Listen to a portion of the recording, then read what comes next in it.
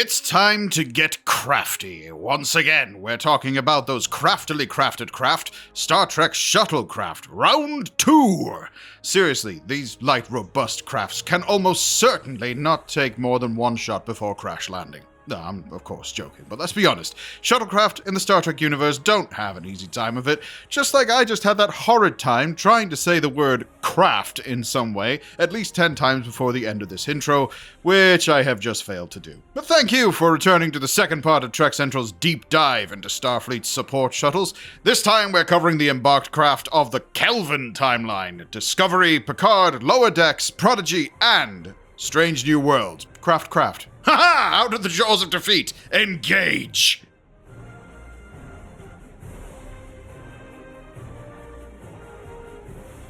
Welcome to Trek Central, lords, ladies, and sovereigns. I am your host, Lieutenant Commander Adam, and before we get into the video, as always, if you want to keep up to date on all the latest Star Trek news, lore, and more, then make sure you hit that subscribe button and never miss a video from the team here at Trek Central. You can also follow us on social media for daily updates on the Star Trek universe, and as always, please do let us know your thoughts in the comment section below, because if you're talking about Star Trek, we want to hear about it. And by the way, a big thank you to Lieutenant Commander Turner, yes, I just unilaterally promoted him, please don't tell Captain Jack, for writing this video. Okay, let's fly. As a quick reminder, all of these will be covered in production order, not in universe chronology, as fun as it would be to start and end this one with Discovery given their recent season finale. Should have been more. Sorry.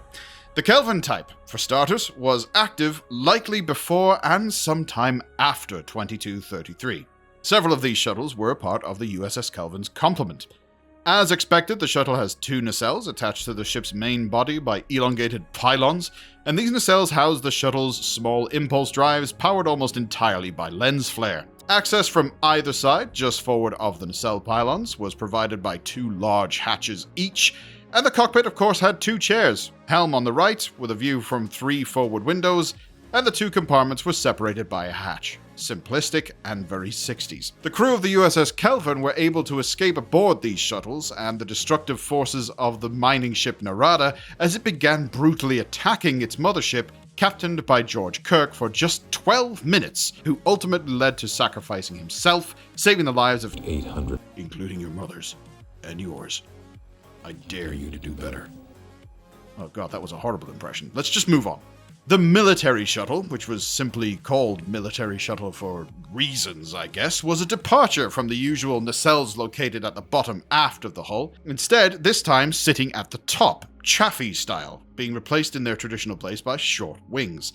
There were 4 retractable landing gear on this one each at the corners of the ventral hull, and it was primarily used as a troop transport, but the central compartment could be arranged in various layouts. The cockpit and the aft compartment were standard to every shuttle interior, and they were accessible from the center compartment's pressure doors, located at either end. The aft compartment also, possibly for the first time ever, had a handy-dandy toilet, with no windows.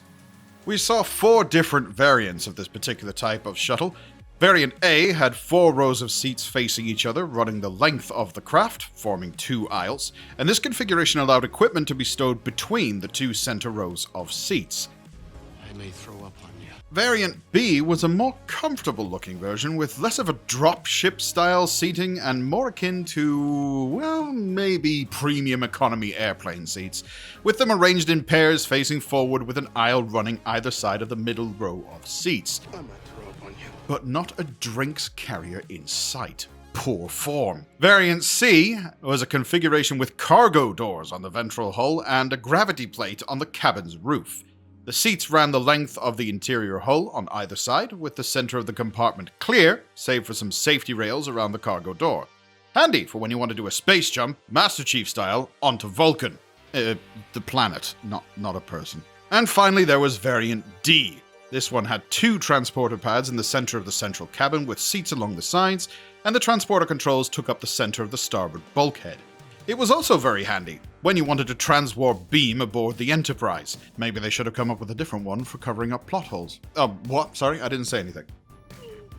The Moore type Moore-type, whatever, shuttles were another craft that was primarily used for transporting crew to and from ship and surface. They were hangared at Starfleet Academy, amongst the military shuttles. The nacelles were attached to short wing-like pylons with impulse drives port and starboard at the top of the aft section. Entry was gained via the doors on either side between the cockpit and nacelles, and as mentioned, it was primarily used as a transport, most notably ferrying the new cadets from the Academy on Earth to their assigned vessels following a distress call from Vulcan, seeing as the bulk of the fleet was engaged in the Laurentian system. Then comes the Takayama-Type, which was externally similar in design to the Kelvin-Type, although it was on a much larger scale. 2 of the 4 impulse drives were housed in the 2 nacelles, while the other 2 were located on the aft dorsal end of the craft. Entry to this shuttle was on the starboard side, just aft of the cockpit. There was a large array of equipment installed on this particular type, including a threat assessment system susceptible to interference from antimatter missiles, black hole analyzers, ultraviolet spectrometers, a near-infrared mapping spectrometer, an energetic particle spectrometer, sensors for mass spectrometry, a radio spectrum, gas chromatography, or let's just call it the fart meter, shall we? Or I suppose we should stay on theme, the fart spectrometer. That will work. And lastly, uncommonly, shuttles of this era possessed a ventral weapons array. This shuttle also had 2 internal variants as well. One with a sparse aft section with access to a ventral door, handy for hot dropping onto an active volcano. The second is more akin to a transport with rows of 3 seats and a row of singles. Moving away from the Kelvinverse and into Discovery, we have the one and only most consistently appearing Discovery shuttle, the Class C. This was operational between the 2230s and the 2250s, and not to gush here, but the Class C graces the shuttle bay as Saru graces the corridors with his walk. Seriously, isn't he just hypnotic? Ugh. Now, considering many shuttle types already canonized in the original series, TNG and Strange New Worlds aren't warp capable, much less having a smooth cruising speed of warp 5 and an apparent maximum of warp 7, that's quite a feat for the 2230s. And they're even armed with phasers. Standard across the fleet, they were attached to damn near everything, including starbases, Crossfield, Walker, and Constitution classes, your mother, wait what? No. Seating for 2 pilots and a cabin of a dozen passengers. The aft section had transporters capable of beaming 3 at a time, and when they were landed, a telescopic ramp would extend from beneath the airlock. It featured a ventral bay from which it could launch probes. In 2257, the complement aboard the USS Enterprise and Discovery were upgraded with enhanced phasers in preparation for battle with a controlled Section 31.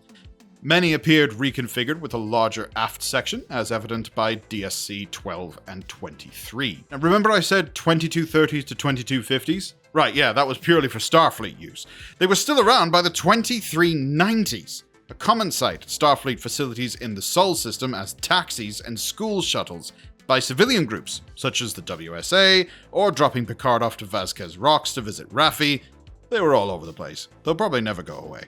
The UFP Type, which was active in the 3190s, was operated by Starfleet. I mean, in case the United Federation of Planets thing didn't give it away. 12 meters in length, with a crew occupancy of 6, defended with shields and a cloaking device, and obviously, by this time, warp capable.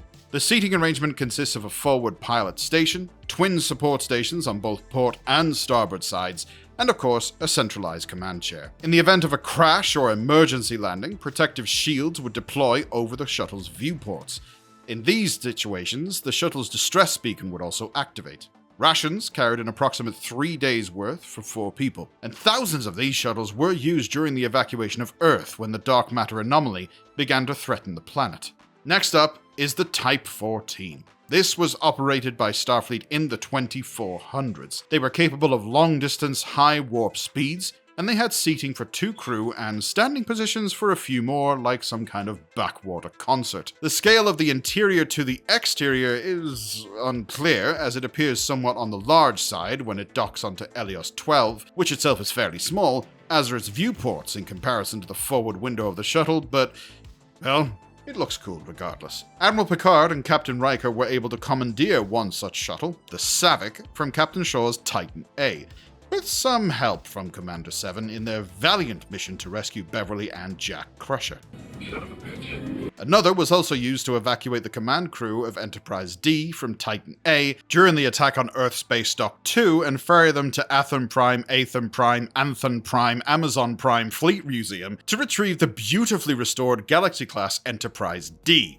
And I'm not just adding that in so we can have it on screen once again, but the most commonly seen support craft of the 2380s was the Type 6A, a sort of transitional variant between the Type 6 and Type 8, sidestepping Type 7 altogether for some reason. The nacelle designs vary slightly, with some resembling California-class designs, and others similar to the Luna-class. These shuttles had coolant intake compressors located on the upper aft quarter, plasma transfer subsystems and primary field generators were located in the nacelles, and at least one of the shuttles, namely the Yosemite, had blast shield emitters installed on the cockpit windows.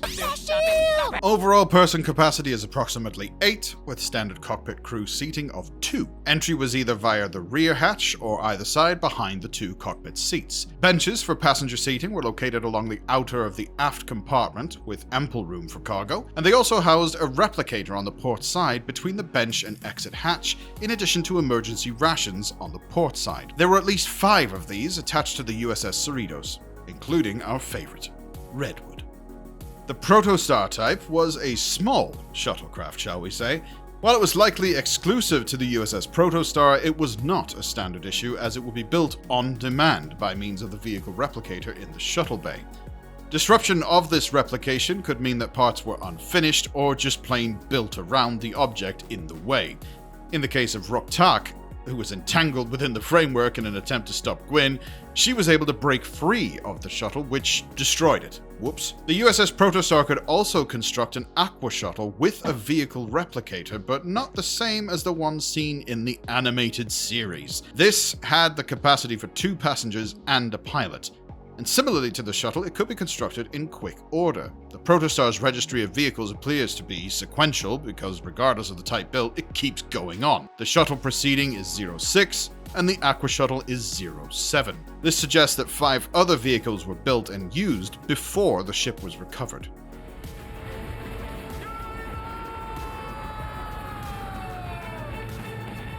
Active in the 2250s, the Geronimo-Type had a large aft section with dorsal-mounted nacelles. It was unarmed, as usual, but protected by blast shields. During the Klingon War, this type of shuttle, namely the Geronimo NCC 7901, also identified as Shuttlecraft 12648, was piloted by Polk. Polk used it to transport Nurse Christine Chapel to the Mobile Combat Surgical Unit on Jagal. Due to the heavy fighting on the ground, though, Chapel was dropped to an on-site transporter pad as the landing was deemed too risky. Although identified via comms as Shuttlecraft 12648, its name can be clearly visually read as Geronimo in the 4K resolution.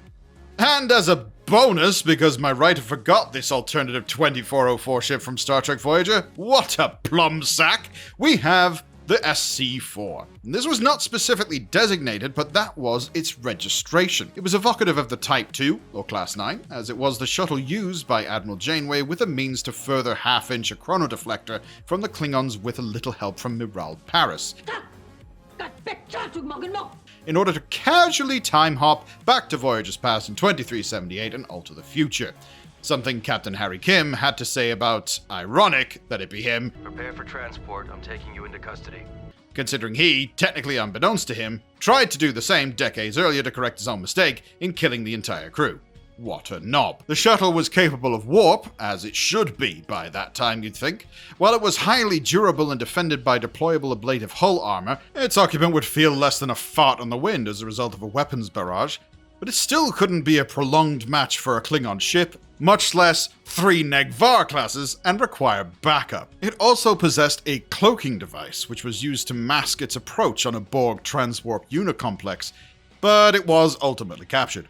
However, the unicomplex was shortly thereafter destroyed, so the technology wasn't assimilated. Thank goodness for that. Although shuttles are largely unarmed and most of the time only with phasers, this one was a show-off and carried transphasic torpedoes. Yes, those ones.